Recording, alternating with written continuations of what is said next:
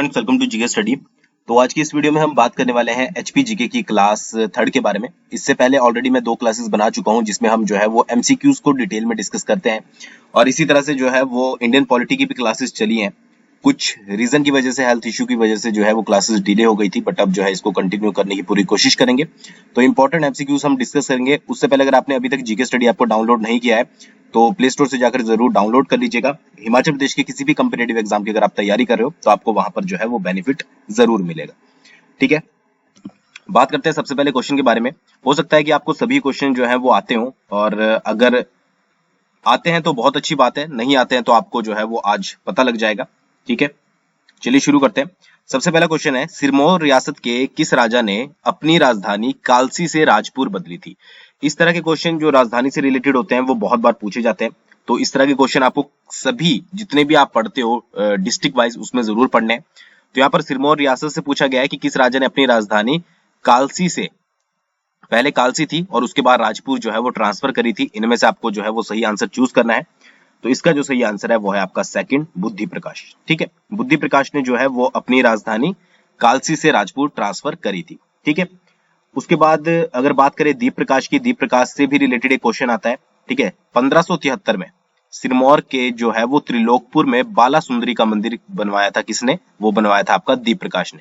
ठीक है, ये भी याद रख सकते हैं आप, त्रिलोकपुर मंदिर भी बोला जाता है इसको। ठीक है, लोकल में। ठीक है, और बाला सुंदरी मंदिर वैसे भी बुक्स में लिखा हुआ है। 1573 में बनाया था। किसने बनाया था? दीप प्रकाश ने, सिरमौर का राजा था। ठीक है, बुद्धि प्रकाश ने क्या किया था? आपका राजधानी कालसी से राजपुर बदली थी। ठीक है, बात करें अगर करम प्रकाश की, तो करम प्रकाश ने क्या की थी? राजधानी जो राजपुर बनी थी, जो कि दीप प्रकाश मतलब कि बुद्धि प्रकाश के द्वारा बनाई गई थी, उस राजपुर से जो है वो नाहन को राजधानी बनाया। ठीक है, तो तीनों के बारे में आपको पता होना चाहिए। और एक और चीज होती है कि नाहन किले की नींव, जो नाहन किला था उसकी नींव भी जो है वो आपके करम प्रकाश के द्वारा रखी गई थी। ठीक है, तो ये चीजें याद रखिएगा। दोबारा से एक और बार रिपीट करेंगे। बुद्धि प्रकाश के बारे में अगर बात करें तो बुद्धि प्रकाश ने क्या किया था? राजधानी कालसी से राजपुर बनाई थी। ठीक है, करम प्रकाश ने क्या किया कि जो राजधानी राजपुर थी उसको ट्रांसफर करके जो है वो नाहन ट्रांसफर कर दिया। ठीक है, और नाहन का जो किला था उसकी नींव भी जो है वो करम प्रकाश ने रखी थी। दीप प्रकाश के बारे में बात करें तो बाला सुंदरी का मंदिर किसने बनाया था? दीप प्रकाश ने बनाया था। कब बनाया था? 1573 में। तो ये 3-4 पॉइंट जो है वो आपको याद रखने हैं। ठीक है, अगले क्वेश्चन की बात करते हैं। नूरपुर रियासत के किस राजा ने सबसे पहले अपनी राजधानी को पठानकोट से धमेरी बदलने के बारे में सोचा, पर ऐसा करने से पहले ही मर गया? अब यहाँ पर क्वेश्चन को आपको ध्यान से पढ़ना है। यहाँ पर पूछा गया है कि नूरपुर रियासत के कौन सा ऐसा राजा था जिसने सबसे पहले ये सोचा था, मतलब उसके दिमाग में विचार आया था कि वो अपनी राजधानी को पठानकोट से जो है वो धमेरी ट्रांसफर करेगा, बट वो ऐसा करने में सफल नहीं हो सका। ऐसा पॉसिबल नहीं हो सका क्योंकि वो उससे पहले जो है वो मर गया था। वो जो है इनमें से कौन सा राजा था? तो इसका जो सही आंसर है वो है आपका तख्तमल। तख्तमल ऐसा राजा था जिसने ये सोचा था, और इस सोच को जो है वो सही किया था बासदेव ने। ठीक है, तो अगर आपसे क्वेश्चन पूछा जाता है कि पठानकोट से धमेरी जो है वो किसने ट्रांसफर करी थी, जो आपकी राजधानी थी, तो वो था बासदेव। और अगर क्वेश्चन इस तरह से आता है कि किसने सोचा था और उससे पहले ही मर गया, तो वो था आपका तख्तमल। तो दो तरीके से ये क्वेश्चन बनते हैं, दोनों तरीके से आपको जो है वो याद रखने। अगर आपको साउंड में कोई प्रॉब्लम आ रही है तो उसके लिए माफ कीजिएगा। ठीक है, थोड़ी सी हेल्थ इश्यू के चलते जो है वो आपको साउंड थोड़ी सी अजीब लग रही होगी, बट फिर भी मैं कोशिश करूंगा कि आपको अच्छे से समझाया जाए। नेक्स्ट क्वेश्चन की बात करते हैं। काका शिलान्यास की स्थापना श्री अनंत राम ने की थी। ठीक है, सबसे पहले तो आपको ये याद रखना है काका शिलान्यास की स्थापना किसने करी थी? वो करी थी आपकी श्री अनंत राम ने। तो वह हिमाचल प्रदेश के किस जिले से संबंधित थे? ठीक है, यहाँ पर पूछा गया श्री अनंत राम जी के बारे में। तो इसका जो सही आंसर है वो है आपका थर्ड, ऊना। ठीक है, एक और चीज याद रखिएगा कि अनंत राम जी ने जो है वो नशाबंदी के खिलाफ आवाज उठाई थी। ठीक है, या फिर संघर्ष चलाया था, ये भी याद रखिएगा अगर कभी पूछ लिया जाता है। रेयरली चांसेस है वैसे तो। अगले क्वेश्चन के बारे में बात करते हैं। हडसर जल विद्युत परियोजना हिमाचल प्रदेश के किस जिले में स्थित है? ठीक है, हडसर के बारे में पूछा गया है कि कौन से जिले में जो है वो हडसर जल विद्युत परियोजना पड़ती है, और ये तो आई थिंक आपने सभी को पता होगा। इसका जो सही आंसर है वो है आपका चंबा। ठीक है, अब क्वेश्चन पहला तो यही पूछा जा सकता है कि हडसर जल विद्युत परियोजना जो है वो किस जिले में है? वो है चंबा में। कितने मेगावाट की है? तो 60 मेगावाट की जो है वो हडसर जल विद्युत परियोजना है।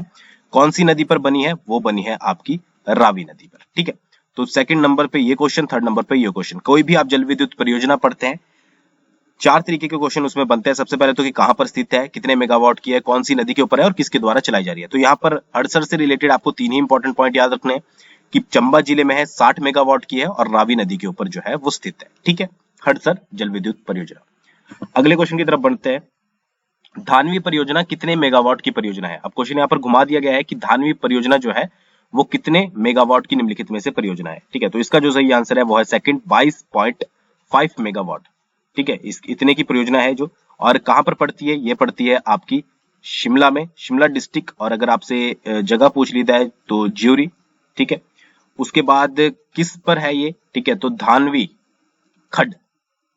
ठीक है, धानवी खड्ड पर है जो कि एक आपकी सतलुज की सहायक नदी है, उस पर जो है ये आपकी परियोजना बनी है। ठीक है, तो इतने पॉइंट जो है वो आपको इस पे याद रखने हैं, कितने मेगावाट की है, कहां पर है, ठीक है, डिस्ट्रिक्ट भी और जगह भी, और उसके बाद किस नदी पर बनी है। ठीक है, अगले क्वेश्चन की बात करते हैं।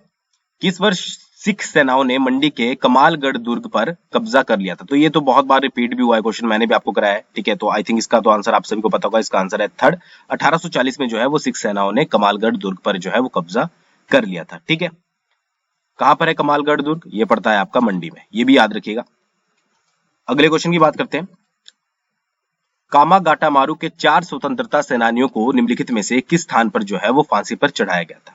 क्वेश्चन थोड़ा यूनिक है। ठीक है, हो सकता है कि आप में से बहुत से लोगों ने नहीं सुना हो, बट आज पता लग जाएगा। ठीक है, कामागाटामारू के जो स्वतंत्रता सेनानी थे 4, उनको जो है वो फांसी दी गई थी हिमाचल प्रदेश के किस स्थान पर। तो इसका जो सही आंसर है वो है सेकंड, डगशाई। अब डगशाई से बहुत ज्यादा इंपॉर्टेंट पॉइंट निकलते हैं। सबसे पहले अगर बात करें तो डगशाई में एक छावनी की स्थापना की गई थी। ठीक है, छावनी कौन सी ईयर में, 1847 में, 1847 में एक छावनी की स्थापना की गई थी, किसके द्वारा, भूपेंद्र सिंह। बीएस से याद रखिएगा, भूपेंद्र सिंह ये जो थे वो पटियाला के राजा थे। ठीक है, इन्होंने क्या किया था कि 5 गांवों को मिलाकर जो है वो एक छावनी की स्थापना की थी, जिसको डगशाई छावनी जो है वो बोला जाता है। कब की गई थी, 1847 में। किसके द्वारा, भूपेंद्र सिंह के द्वारा। कहां के राजा थे, पटियाला के। कितने गांवों को जोड़ा था, 5 गांवों को। ठीक है, यहाँ पर क्या किया जाता था कि मुगल काल में जो है वो कैदियों को यहाँ पर रखा जाता था। उसके अलावा 1849 में यहाँ पर एक सेंट्रल जेल की भी स्थापना की गई थी। ठीक है, ये भी आप जो है वो याद रख सकते हैं। कब की गई थी, 1849 में। कहां पर, डगशाई में। ठीक है, तो ये 2-3 पॉइंट जो है वो आपको याद रखना है इसके बारे में। और बाकी कामागाटोमारू के जो 4 स्वतंत्रता सेनानी थे, उनको कहां पर फांसी पे चढ़ाया गया था, उनको चढ़ाया गया था आपका डगशाई में। अगले क्वेश्चन की बात करते हैं।